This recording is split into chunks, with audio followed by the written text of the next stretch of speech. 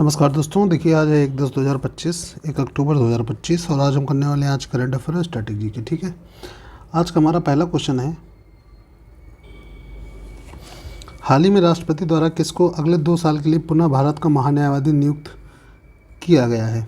ये किया गया है आर वेंकटरमणी। ठीक, क्या है ये? भारत के महान्यायवादी। महान्यायवादी क्या कहते हैं? Attorney general of India. Attorney general of India. ठीक है, इनका काम क्या होता है? ये एक प्रकार से सरकार के वकील, अगर सरल भाषा में कहें सरकार के वकील, ठीक, के रूप में काम करते हैं। ठीक, ये जो है भारत का महान्यायवादी जो है, ये भारत के सर्वोच्च विधिक अधिकारी हैं।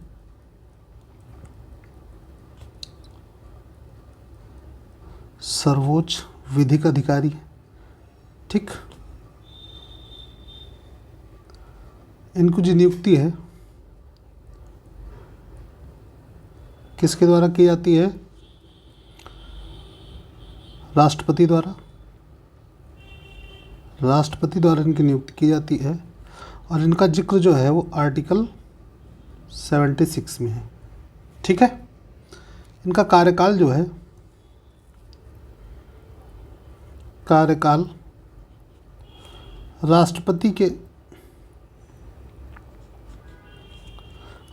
लिए सरकार की इच्छा पर होता है। सरकार की इच्छा पर जब तक चाहे। ठीक, यह सामान्यतः 3 वर्ष। ठीक है, अभी इनकी नियुक्ति जो हुई वो अगले 2 वर्ष के लिए हुई है। ठीक, जो पहले हमारे अटॉर्नी जनरल थे, भारत के पहले महान्यायवादी, आया हुआ क्वेश्चन है, इसका आंसर आप कमेंट करेंगे। क्या करेंगे? कमेंट करेंगे। ठीक है, ये क्या है आपको बताना कमेंट में। अगला क्वेश्चन देखिए आज का, किसकी अध्यक्षता में गंगा संरक्षण पर अधिकार प्राप्त कार्यबल की 16वीं बैठक आयोजित की गई है? तो ये की गई है केंद्रीय जल शक्ति मंत्री CR पाटिल द्वारा। किसके द्वारा? केंद्रीय जल शक्ति मंत्री CR पाटिल द्वारा। ठीक है, ये जो गंगा संरक्षण काम है, ये किस अभियान के तहत हो रहा है? ठीक, तो ये बहुत ही फेमस अभियान है, नमामि गंगे। नमामि गंगे। ठीक, कब चालू हुआ था? 2014 में। ठीक, अगला क्वेश्चन देखिए, हाल ही में किस देश ने कोपेनहेगन में यूरोपीय संघ शिखर सम्मेलन से पहले सभी नागरिक ड्रोन उड़ानों पर प्रतिबंध लगा दिया है? तो ये लगाया डेनमार्क ने। किसने लगाया? डेनमार्क ने। ठीक है, डेनमार्क द्वारा ड्रोन पर बैन लगाया गया है। ठीक है, और जो कोपेनहेगन है ये क्या है? ये है डेनमार्क की राजधानी। डेनमार्क की राजधानी है। ठीक है,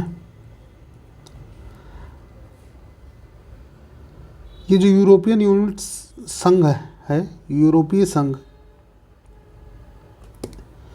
ठीक, इसका जो सम्मेलन होना है, इसकी सुरक्षा की वजह से, सुरक्षा कारणों की वजह से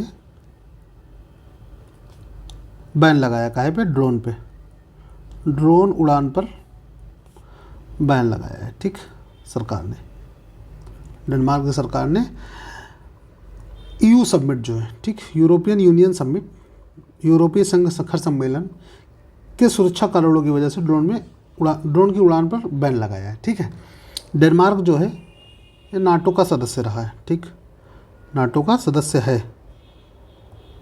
डेनमार्क नाटो का सदस्य है। ठीक है, अगला क्वेश्चन देखिए, हाल ही में किसको भारतीय क्रिकेट कंट्रोल बोर्ड का नया अध्यक्ष चुना गया? तो ये चुना गया मिथुन मनहास को। किसको चुना गया? मिथुन मनहास को। अब आपको बताना है BCCI की स्थापना कब हुई थी, स्थापना किस वर्ष में हुई थी, ये आपको बताना है। इसको कमेंट करिए आप। ठीक है, इसके पहले अध्यक्ष कौन रहे? इसको मैं बता देता हूँ। इसके पहले अध्यक्ष जो थे R.I. ग्रांट गोविन, क्या नाम था? R.I. ग्रांट गोविन, ठीक। और मिथुन मनहास जो हैं ये जम्मू कश्मीर के पूर्व क्रिकेटर हैं, ठीक। ध्यान रखिएगा। अगला क्वेश्चन देखिए, केंद्र सरकार ने PM ई ड्राइव योजना के तहत भारत में लगभग कितने पब्लिक EV चार्जिंग स्टेशन को खोलने का दिशा निर्देश जारी किए हैं? तो ये किए हैं 72,300। कितने? 72,300। इसका उद्देश्य क्या है? इसका जो उद्देश्य है वो EV इलेक्ट्रिक व्हीकल का जो अडॉप्टेशन है उसको बढ़ाना,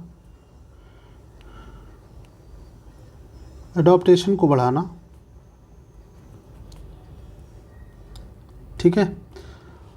और चार्जिंग स्टेशन 2030 तक जो है लक्ष्य इसका जो है 2030 तक 1 करोड़ EV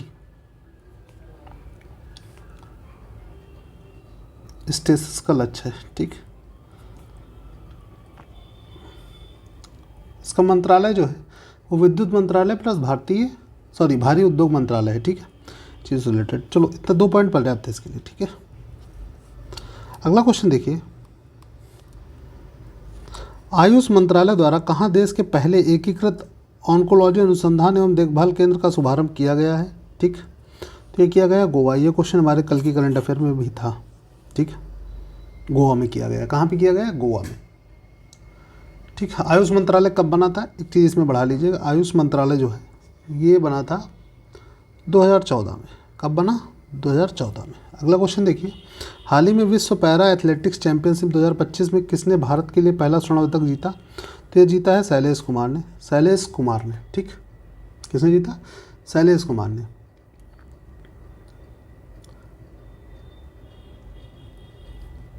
अगला क्वेश्चन देखिए, प्रधानमंत्री धन धान्य कृषि योजना के तहत जम्मू कश्मीर के किस जिले को आकांक्षी कृषि जिले के रूप में चुना गया है? तो ये चुना गया है किश्तवाड़ जिला को। किसको? किश्तवाड़ जिला को, ठीक है। किश्तवाड़ जिला ये चिनाब घाटी क्षेत्र में पड़ता है। कौन सा? चिनाब घाटी क्षेत्र में, चिनाब घाटी क्षेत्र, ठीक है। और इसका जो उद्देश्य है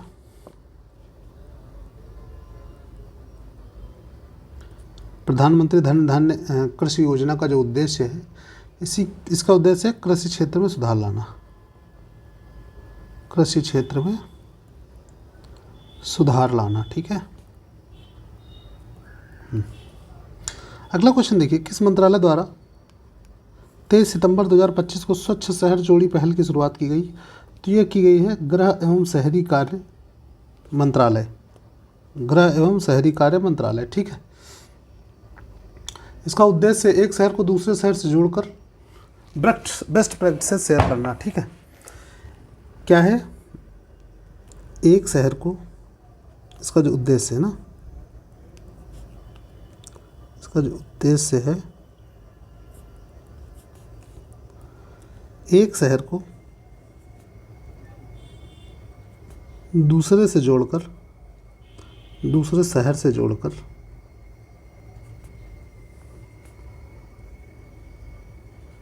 बेस्ट प्रैक्टिसेस जो हैं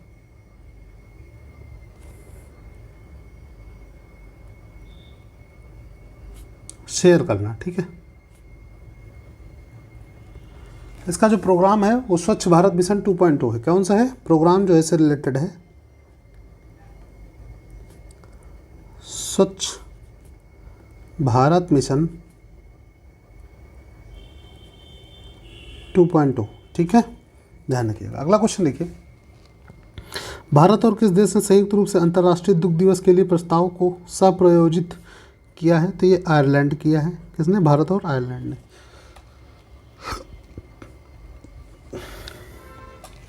कल मैंने इस चीज़ को बताया है कि भारत जो है विश्व का सबसे बड़ा दुग्ध उत्पादक देश है, ठीक है। कौन सा है? सबसे बड़ा है, सबसे बड़ा ठीक। अगला क्वेश्चन देखिए, प्रधानमंत्री श्री नरेंद्र मोदी 1 अक्टूबर 2025 को कहाँ राष्ट्रीय स्वयंसेवक संघ आरएसएस के शताब्दी समारोह के मुख्य अतिथि के रूप में भाग लेंगे? तो ये नई दिल्ली में लेंगे। कहाँ पे? नई दिल्ली में। ठीक है, नई दिल्ली। अब ये बताओ आरएसएस की स्थापना कब हुई थी और किसके द्वारा की गई थी? आपको कमेंट करना है। स्थापना कब और किसके द्वारा? ठीक। मुख्यालय इसका जो है वो मैं बता दे रहा हूँ। मुख्यालय है नागपुर, महाराष्ट्र में।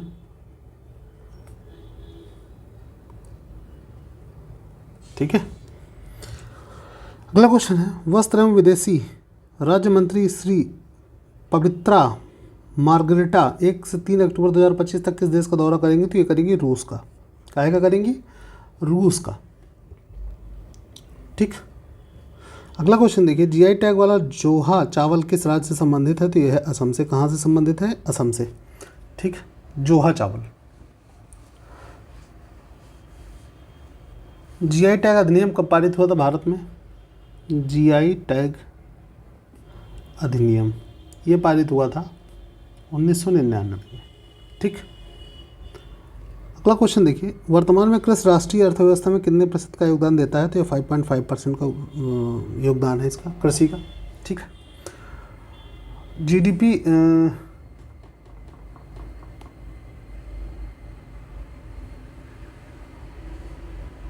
इसका जो जीडीपी कंट्रीब्यूशन था 1950 में, 1950 में ये वैल्यू थी 50%।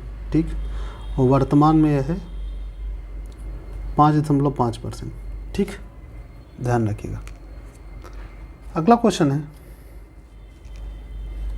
हाल ही में नागरिक उड्डयन मंत्री ने किस अंतर्राष्ट्रीय हवाई अड्डे पर उड़ान यात्री कैफ़े का उद्घाटन किया है? तो ये किया है विजयवाड़ा अंतर्राष्ट्रीय हवाई अड्डे। ठीक, विजयवाड़ा अंतर्राष्ट्रीय हवाई अड्डे पे। ठीक। इसका जो लक्ष्य है ये उड़ान यात्री कैफ़े का। ठीक, इसका जो लक्ष्य है वो है उड़े देश का आम नागरिक, उड़े देश का आम नागरिक। ठीक, उद्घाटन किया है नागरिक उड्डयन मंत्री ने। ठीक, उड़ान स्कीम जो थी 2016 में आई थी। ठीक। अगला क्वेश्चन देखिए, यहाँ से देखिए हमारे स्टैटिक के क्वेश्चन चालू होते हैं। स्टैटिक के हम लोग पर डे 5 क्वेश्चन करते हैं। इसमें पहला क्वेश्चन है, भारत में मुद्रास्फीति को मापने का मुख्य सूचकांक? तो यह है उपभोक्ता मूल्य सूचकांक। ठीक, उपभोक्ता मूल्य सूचकांक मतलब कंज्यूमर प्राइस इंडेक्स। ठीक है। अगला क्वेश्चन देखिए, तीसरी बौद्ध परिषद का आयोजन किस शासक ने किया था? तो ये किया था अशोक ने। किसने किया था? अशोक ने। ठीक, कहाँ पे हुई थी?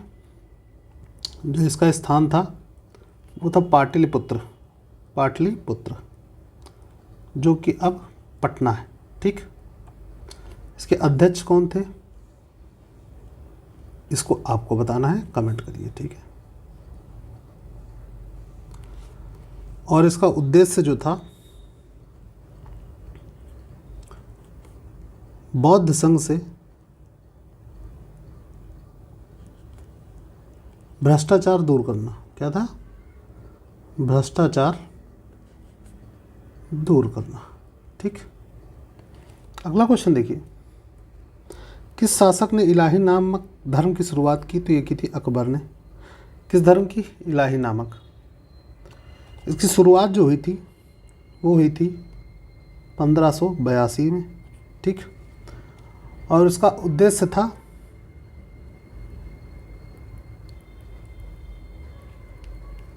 इलाही का उद्देश्य जो था ये था हिंदू मुस्लिम एकता,